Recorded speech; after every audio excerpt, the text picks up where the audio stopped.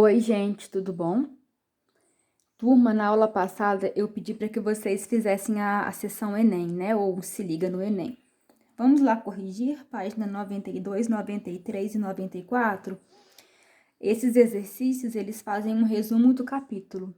Se a gente consegue fazer, a gente tá bem na fita, né? Percebam, como tem questões de Enem recentes, tá? Ó, 2017, 2016. Então, gente, não adianta fugir, não adianta achar a ecologia chato. Cai, né? E se a gente quer acertar, a gente tem que aprender. Mas é legal, quer ver? Vamos lá. Número 1 disse assim, olha. De cara, né, por esses nomes, ó, eu tô vendo que é ciclo do nitrogênio.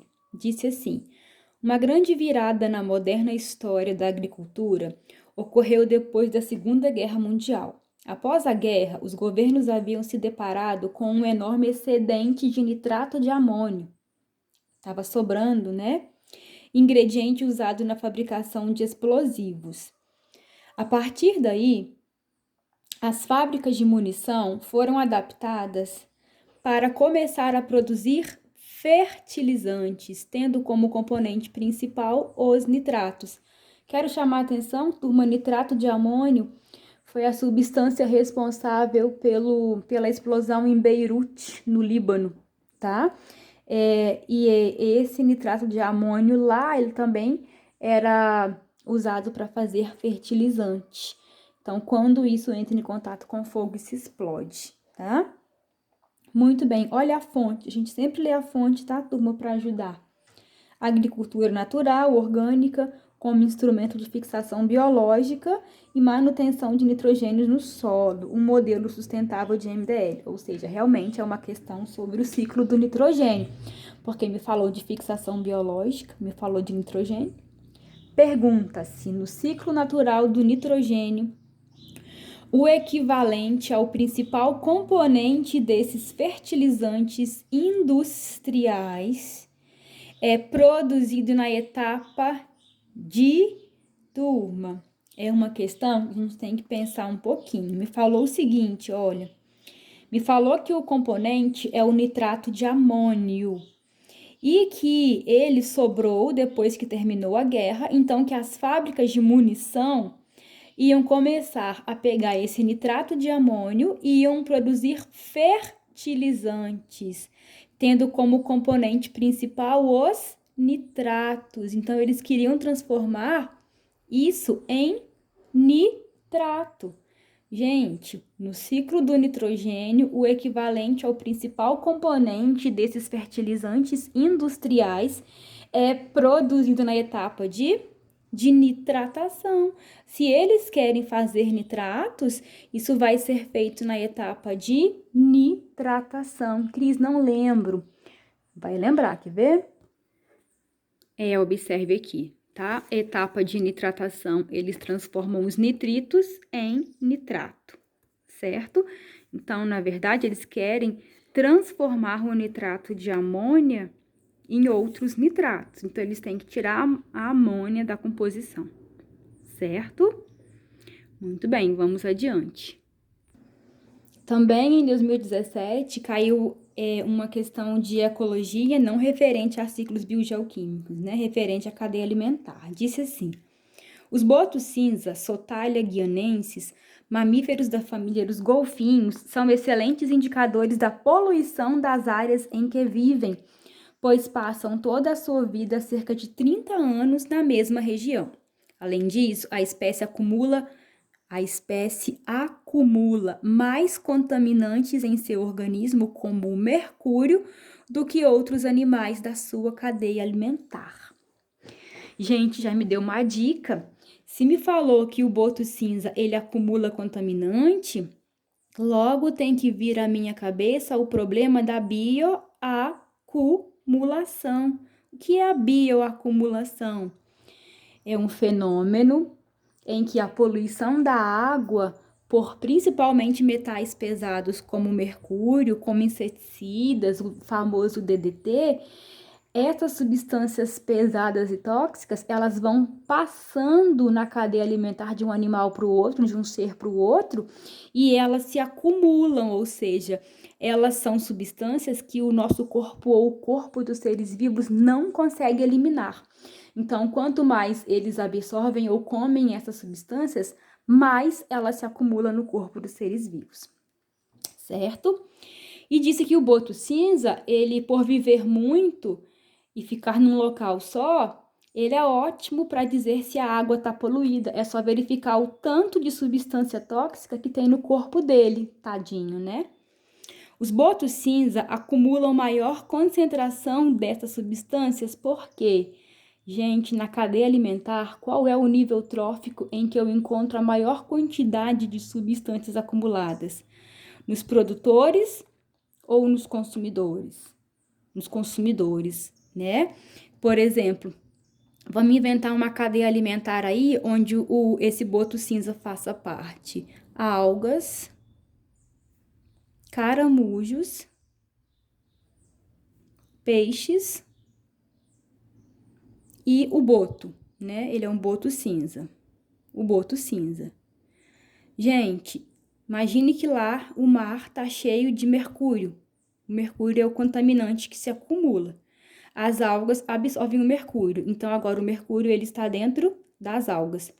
Quando o caramujo come essas algas, o caramujo adquire o mercúrio, não é? Só que o caramujo não come uma alga só, ele come várias, então ele acumula muito mercúrio. Quando o peixe for comer esse caramujo, o peixe vai adquirir o mercúrio. O caramujo já está cheio de mercúrio. Só que o peixe não come um caramujo só, come vários. Então, dentro do peixe vai estar lotado de mercúrio, mais do que no caramujo. E o boto, ao comer os peixes, o boto adquire todo o mercúrio que estava no peixe, o peixe adquiriu do caramujo, o caramujo pegou da alga, ou seja, o boto cinza vai ser na cadeia alimentar a espécie que vai acumular maior quantidade de mercúrio. Então, voltando na pergunta, os botos cinza acumulam maior concentração dessas substâncias porque são herbívoros? Não, eles são carnívoros. São detritívoros? Não. Detritívoro é quem come restos, ele é carnívoro. São animais de grande porte? Não é por esse motivo, tá?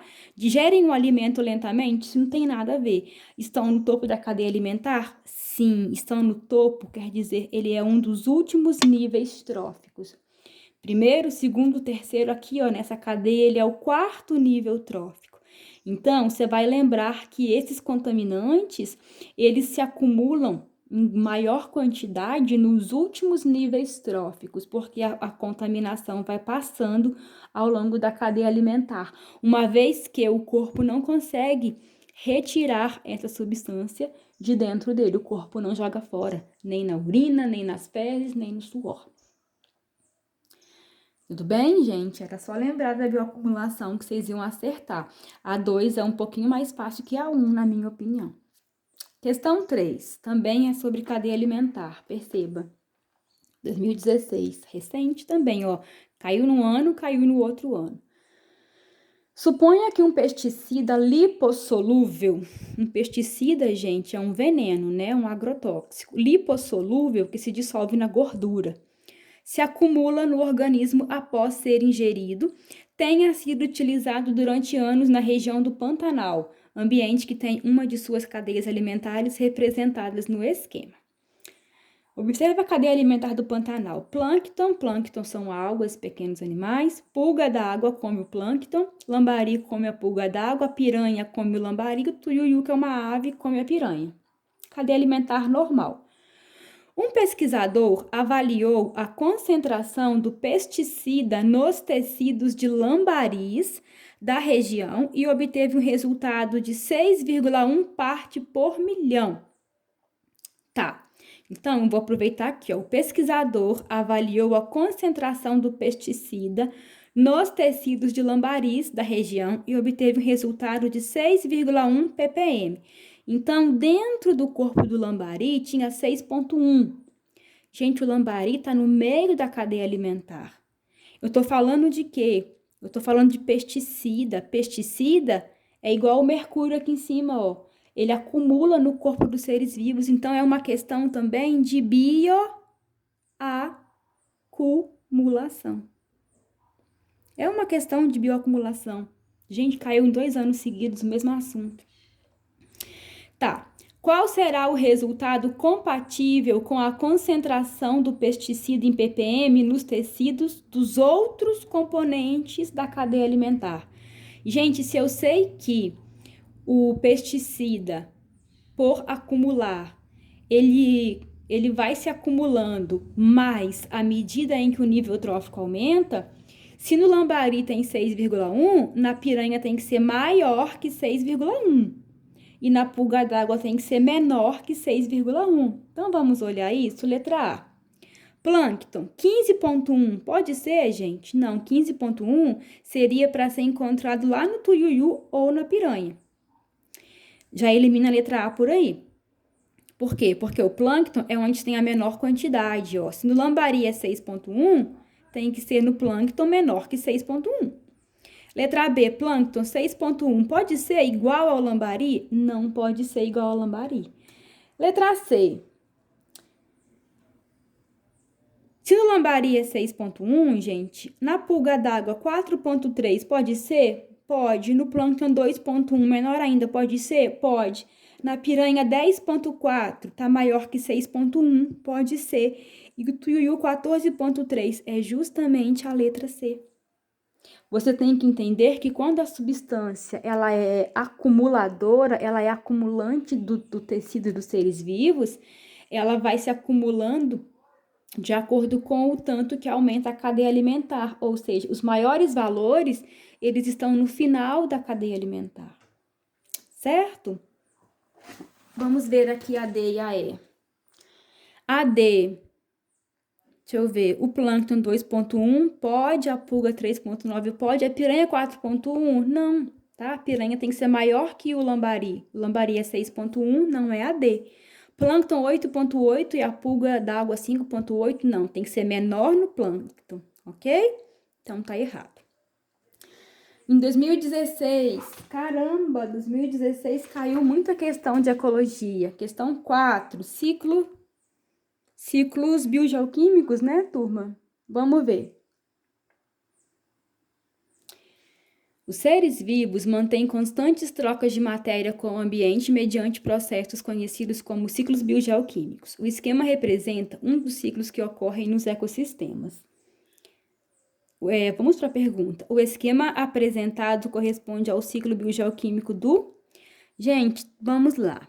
Eu tenho aqui o componente principal no estado gasoso, né? Eu tenho aqui uma cadeia alimentar, eu tenho combustão, tenho decomposição. De cara, gente, eu percebo que as plantas, ó, elas pegam esse elemento. Gente, qual é o único gás que a planta pega? Gás carbônico. Então, sem sombra de dúvida, qual é o ciclo do carbono? Se você tiver dúvida, ó, a combustão libera esse gás. Combustão é queima, toda queima libera gás carbônico. Sem sombra de dúvida, essa é muito fácil, né? Questão 5. A questão 5 vai dar um pouquinho de pano para manga, tá? Muita atenção para ela. Disse assim. Um pesquisador investigou o papel da predação por peixes na densidade e tamanho das presas, como possível controle de populações de espécies exóticas em costões rochosos. Entendeu nada? Vamos de novo. O pesquisador ele investigou o papel da predação por peixes, tá? Predação por peixes. Ou seja, os peixes predam na densidade e no tamanho das presas, como possível controle de populações de espécies exóticas em costões rochosos. Então, gente, o peixe ele vai predar algumas espécies exóticas. O pesquisador quer avaliar isso. No experimento, colocou uma tela sobre uma área da comunidade, uma tela, impedindo o acesso dos peixes ao alimento.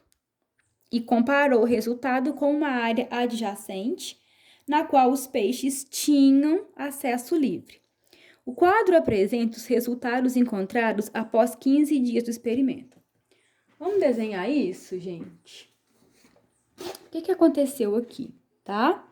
O pesquisador, ele comparou duas áreas. Então, aqui é um costão rochoso, aqui é outro costão rochoso, certo? O que ele fez? Ele colocou uma tela sobre uma área da comunidade, uma tela.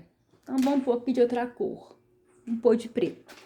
Aqui, vou chamar aqui de área 1, aqui de área 2. Ou não, aqui de área com tela, igual tá aqui, ó, no exercício. E área sem tela.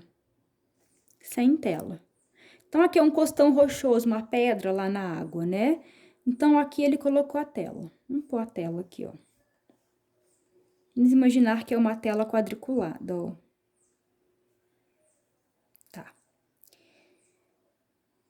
Volta aqui. No experimento, colocou uma tela sobre uma área da comunidade, impedindo o acesso dos peixes ao alimento. Então, os peixinhos, ó, eles ficavam só do lado de fora, tá? Os peixinhos não tinham acesso no costão rochoso, porque a tela impedia os peixinhos de passar para lá. E comparou o resultado com uma área adjacente, que é essa área aqui sem tela, no qual os peixes tinham livre acesso. Então, nessa área 2 aqui, na área sem tela, ó, os peixinhos, eles podiam vir para cá, eles tinham acesso, eles podiam comer o que eles queriam aqui, tá? Foi isso que eu entendi. Então, com tela e sem tela.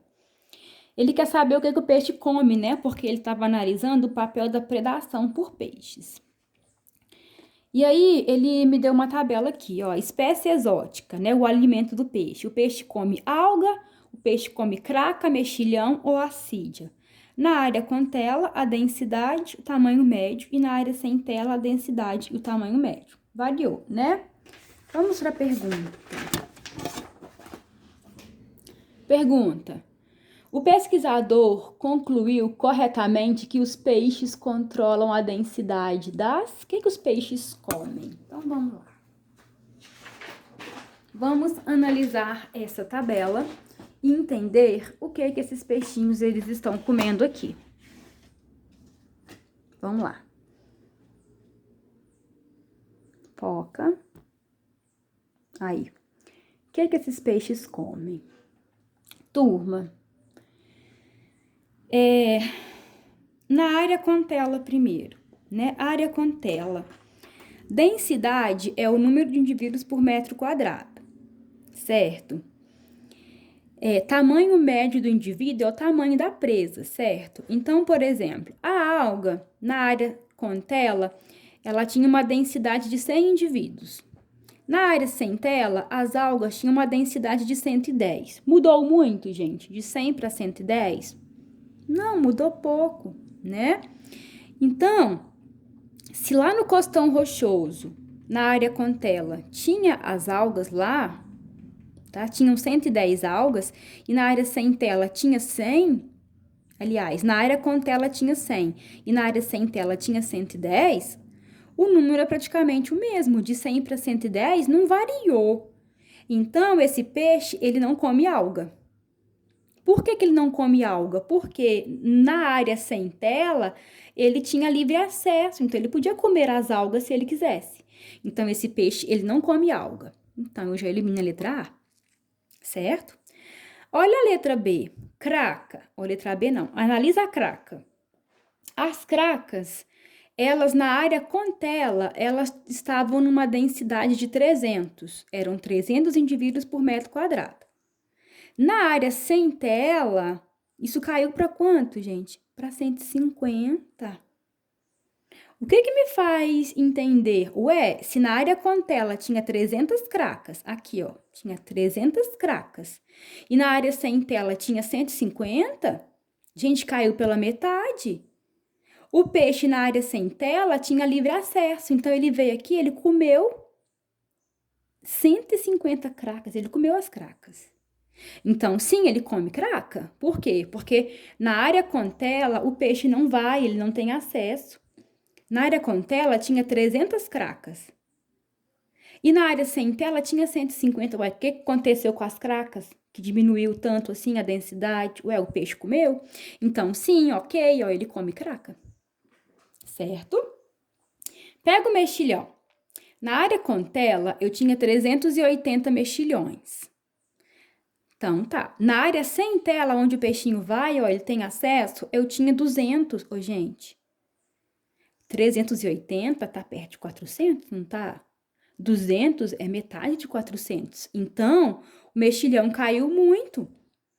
Na área com tela tem muito mexilhão. E na área sem tela não tem mexilhão. Quer dizer, tem, mas caiu metade. Significa que o peixinho, ele come mexilhão, ó. Ele comeu aí 180 mexilhões tranquilamente, porque ele tem acesso ao mexilhão na área sem tela. Então, esse peixe come craca e come mexilhão. Agora, a assídia. A assídia é um outro serzinho aquático, marinho. Eu tinha 55 assídias na área com tela. Na área sem tela, eu tenho 58. Tem grande variação na densidade? Não. É praticamente o mesmo número, matematicamente falando. Então, esse peixinho, ele não come assídia. Então, pronto. Eu já elimino alga e elimino assídia. Certo? Agora, então, eu tenho que tirar a dúvida através do tamanho do indivíduo. Ó. O que esse peixe come? Ele come realmente as cracas ou ele come os mexilhões? Então, vamos ver, turma. Pegar a craca. Na área com tela, o tamanho da craca era 2 centímetros. 2 centímetros, certo? 2 centímetros. Então, as cracas daqui tinham 2 centímetros. Na área sem tela, as cracas tinham 1,5 centímetros. Ô, gente, passou 15 dias do experimento. Quando o pesquisador foi olhar lá a área sem tela, na área sem tela, as cracas tinham 1,5 centímetros. Na área com tela, as cracas tinham 2 centímetros. Gente, cadê as cracas de 2 centímetros que eram para estar aqui na área sem a tela? O peixe comeu. Então, o peixe come as cracas maiores. Vamos anotar isso? Ó. Ele come as cracas grandes. Ele come as cracas de 2 centímetros. Agora, pega o mexilhão. Na área sem tela, o mexilhão ele tinha 3 centímetros, certo? Então, na área onde o peixinho não tinha acesso, o mexilhão ele tinha 3 centímetros. Na área sem a tela, onde o peixe tem acesso, o mexilhão ele é grande, ele tem 6 centímetros. Então, aqui, ó, só tem mexilhão de 6 centímetros. Ô, gente, cadê os mexilhões de 3 centímetros? Cadê os pequenos? Se o pesquisador chegou e só encontrou mexilhão grande, é porque o peixe fez o quê? Ele come os pequenos. Então, ele come os mexilhões pequenos. Ele come os de 3 centímetros, por isso que só sobrou os de 6. Então, turma, vamos analisar as alternativas. Essa é uma questão que exige bastante raciocínio. Nós já concluímos que o peixe ele não come nem alga e nem assídia. Então, onde tem alga e assídia, eu elimino. Olha, o pesquisador concluiu corretamente que os peixes controlam a densidade. O peixe não come alga e não come assídia, porque a densidade praticamente não mudou, não foi mesmo? Agora, ele come craca? Sim, o peixe come craca. Predando especialmente animais pequenos? Não, ele preda as cracas grandes. O peixe come mexilhões? Sim. Predando especialmente animais pequenos? Sim, ele come os mexilhões pequenos, porque sobraram lá no costão rochoso somente os grandes. 4 espécies testadas predando indivíduos pequenos? Não, ele não come as 4 espécies testadas. Ele come mexilhões e os mexilhões pequenos. Ufa, sim, turma, essa questão, ela demanda muita análise, tá bom? Se você não entendeu, tente de novo. Volte o vídeo, tudo bem? Questão 6. Gente do céu, em 2016 caiu 4 questões de ecologia. A prova de biologia, ela tem 15 questões. 4 só de ecologia, muita coisa, né? Vamos lá. Ao percorrer o trajeto de uma cadeia alimentar, o carbono, elemento essencial e majoritário da matéria orgânica que compõe os indivíduos, ora se encontra em sua forma inorgânica, ora se encontra em sua forma orgânica. Em uma cadeia alimentar composta por fitoplâncton, zooplâncton, molusco, crustáceos e peixes, ocorre a transição desse elemento da forma inorgânica para a orgânica. Gente, é uma questão de ciclo do carbono misturado com cadeia alimentar, né? Nós sabemos que o carbono na forma inorgânica, ele está na forma de gás carbônico. E o carbono na forma orgânica, ele está compondo as proteínas, os carboidratos, os lipídios, as vitaminas, o DNA e o RNA. Então, olha a pergunta. Em uma cadeia alimentar composta por fitoplâncton, zooplâncton, molusco, crustáceo e peixes, ocorre a transição desse elemento da forma inorgânica para a orgânica. Ô, gente, a transição é de gás carbônico para essas moléculas aqui. Quem é que captura o gás carbônico? Quem é que faz a transição de gás carbônico para as moléculas orgânicas? É quem faz fotossíntese, é quem precisa capturar gás carbônico. Quem captura gás carbônico é o fitoplâncton. O fito significa que são as algas. Tudo bem? E vamos para a última agora, questão 7. Questão 7 disse assim. E a questão 7 disse o seguinte. Deu um esquema todo trabalhado aqui, né? Lembra uma cadeia alimentar, né, gente? Pela posição das setas, ou uma teia alimentar, na verdade. Disse assim. A figura representa um dos modelos de um sistema de interações entre seres vivos. Ela apresenta duas propriedades, P1 e P2.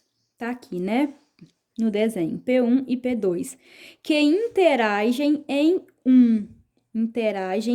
um para afetar uma terceira propriedade, P3, quando o sistema é alimentado por uma fonte de energia E. Então, E é a fonte de energia. Essa figura pode simular um sistema de campo em que P1 representa as plantas verdes. Então, P1, gente, são as plantas que pegam energia de quem, turma? Do sol. P2, um animal herbívoro. Então, P2 é um herbívoro. O herbívoro é aquele que come planta. E P3, um animal onívoro. P3, gente, então, é um animal onívoro. Onívoro é aquele que se alimenta tanto de plantas quanto de carne, né? Então, o 3, a cadeia alimentar, ela pode ser assim, ó. P1 e P3, ou pode ser P1, P2 e P3, olha, só seguir a seta. Tá, me deu então essas informações. Tem uma legenda, função motriz, tá, função motriz. P, propriedades. F são os fluxos, as setas e as interações. Tudo bem. A função interativa. Aqui, vamos para a pergunta. A função interativa I representa a proporção de. Então, vamos lá. Essa função interativa aí, gente, ela representa herbivoria entre P1 e P2. Vamos lá. Herbivoria é quem come planta. O herbívoro é aquele que come planta. Entre P1 e P2 tem herbivoria, gente? Herbivoria entre P1 e P2. Veja que o P2, ele se alimenta de P1. Se P1 é a planta, P2 é o herbívoro. Sim, então P2 é o herbívoro que se alimenta de P1. Mas a função interativa I representa a proporção de herbivoria entre P1 e P2? Não, entre P1 e P2, eu não tenho essa interação, porque a interação, olha, ela está fora de P1 e P2. Letra B. Polinização entre P1 e P2. Gente, polinização? Não. me falou que o P2 ele é um herbívoro, então ele come o P1, ele não poliniza o P1. Então tá errado. P3, a função interativa 1 representa a proporção de P3 utilizada na alimentação de P1 e P2. P3 não é alimento de P1 e P2, é o contrário. P1 e P2 podem ser alimento de P3. Então, tá invertido isso aqui. A função interativa 1, que é essa aqui, ó, esse símbolo aqui, representa a proporção de P1 ou P2 utilizada na alimentação de P3. Sim, gente, P3 ou P3 se alimenta de P1, olha a seta. Ou P3 se alimenta de P2, ó. Então, realmente, essa interação me diz que P1 e P2 são alimentos de P3. E letra E, a energia de P1 e de P2 que saem do sistema. Não tem a ver com energia. A energia, ela é capturada pelas plantas e elas não saem do sistema, tá? Aqui, ó, a seta continua.